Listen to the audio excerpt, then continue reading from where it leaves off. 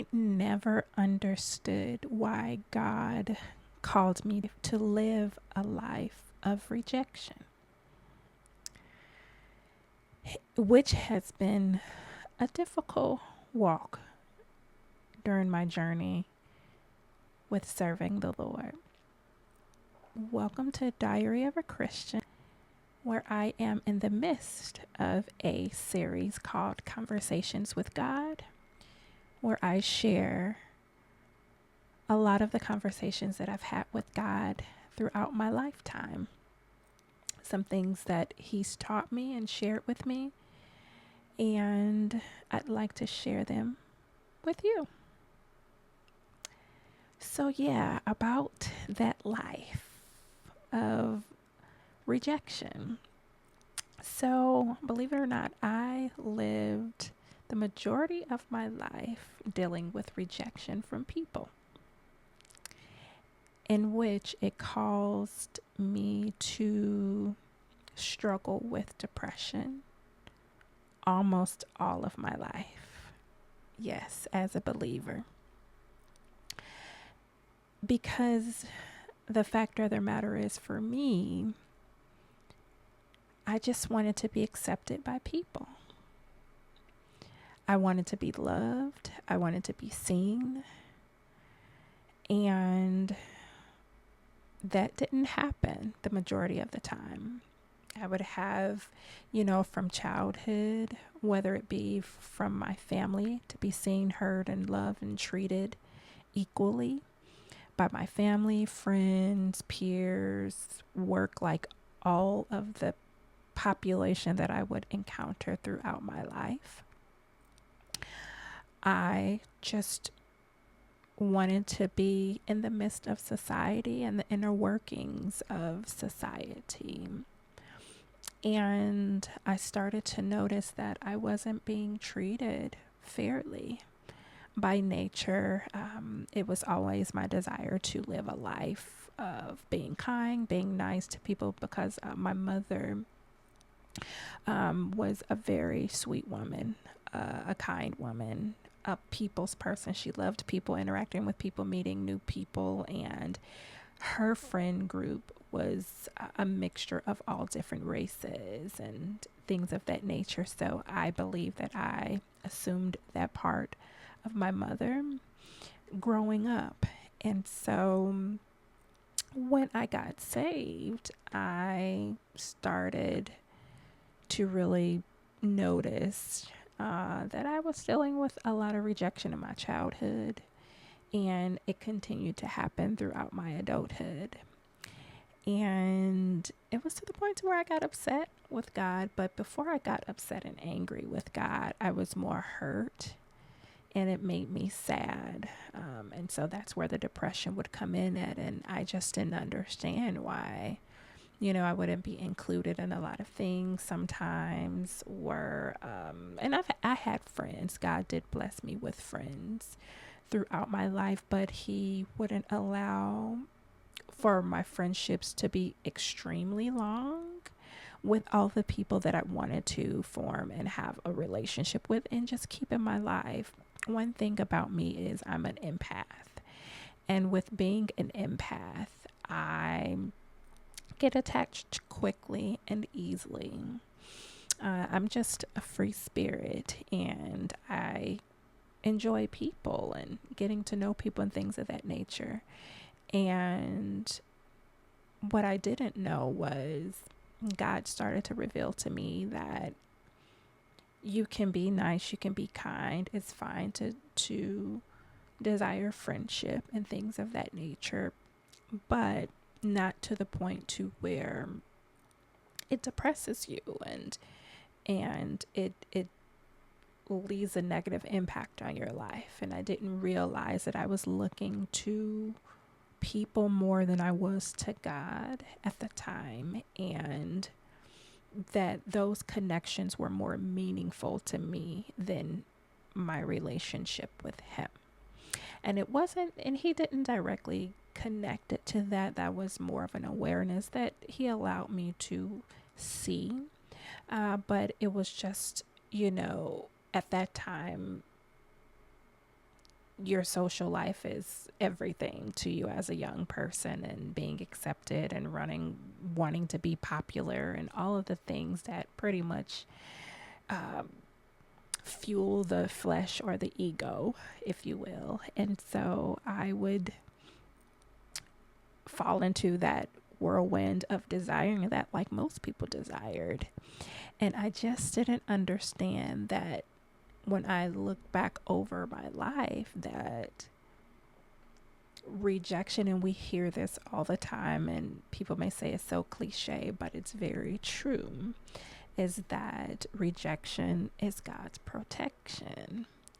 And so what I found to realize was that God was protecting me from unseen things that I didn't know that I may have been in danger with, or a person would have maybe tried to take advantage of me or misuse me and things of that nature. And so because he didn't reveal that to me right away, I experienced a lot of hurt from the rejection, which caused me to, experience having low self-esteem for a very, very long period of time, because I wanted to know what was wrong with me, that people did not want me, that people did not want me to be a part of their crew, or that,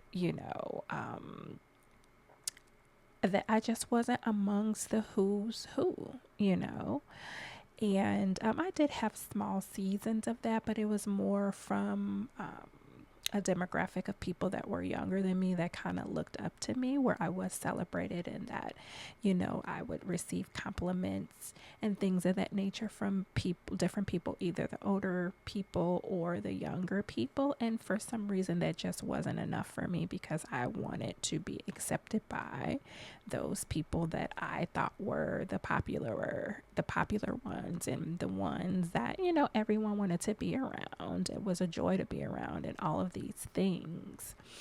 And so I didn't know at the time that God was using that to teach me, to mold me. And ultimately, the more I dug into the word, read and studied the word of God, Jesus was rejected.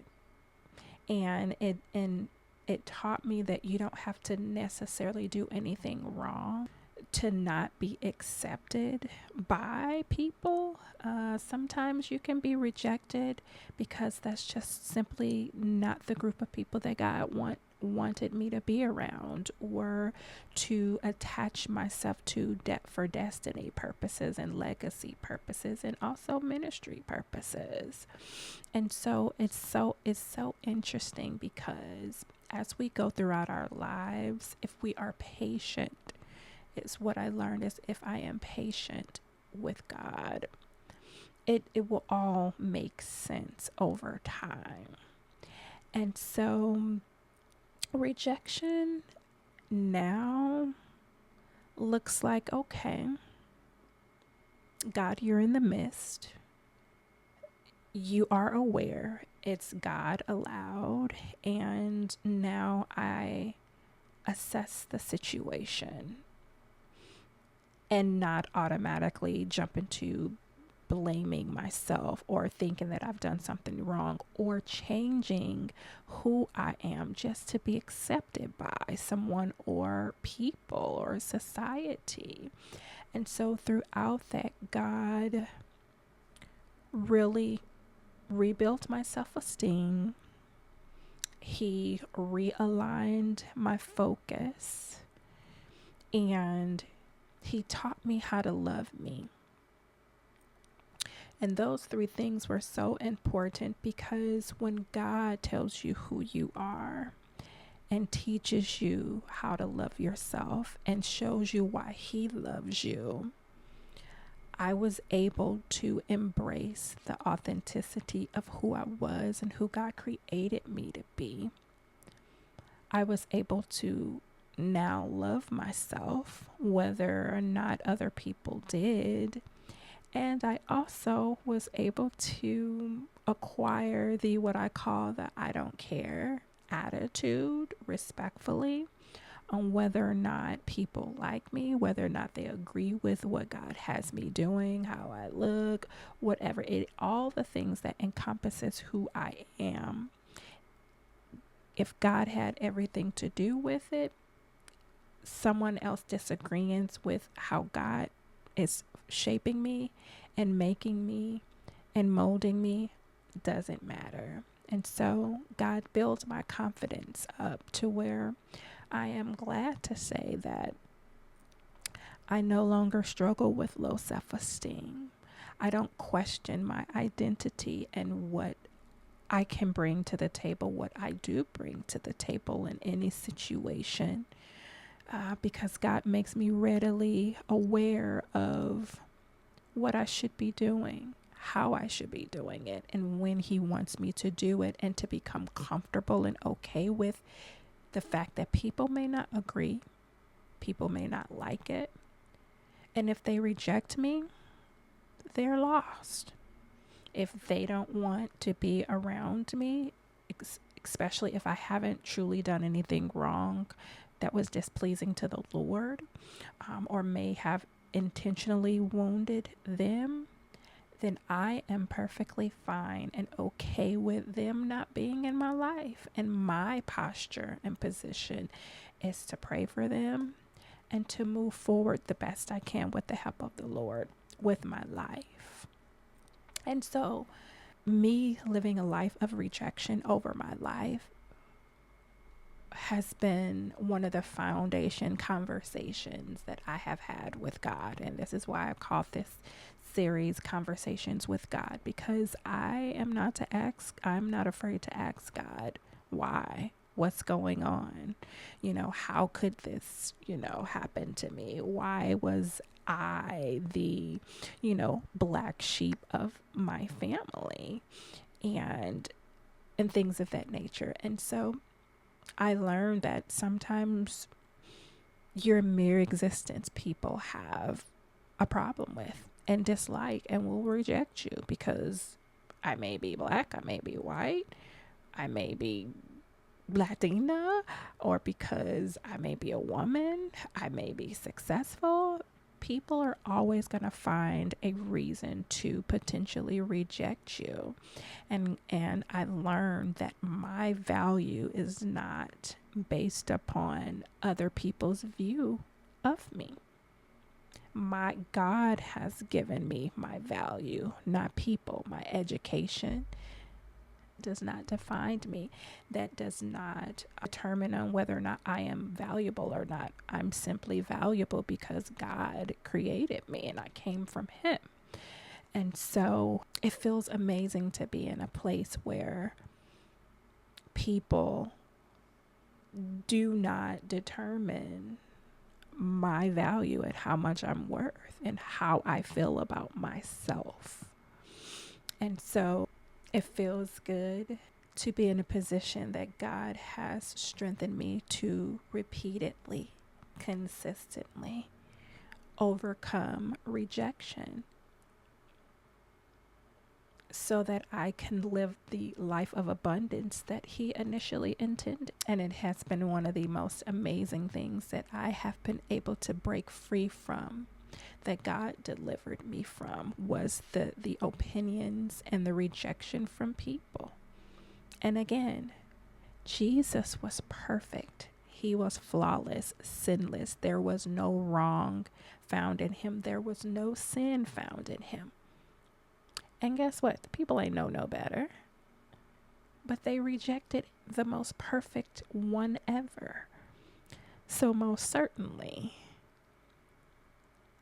if Jesus was rejected, then it's to be expected for me to also experience that.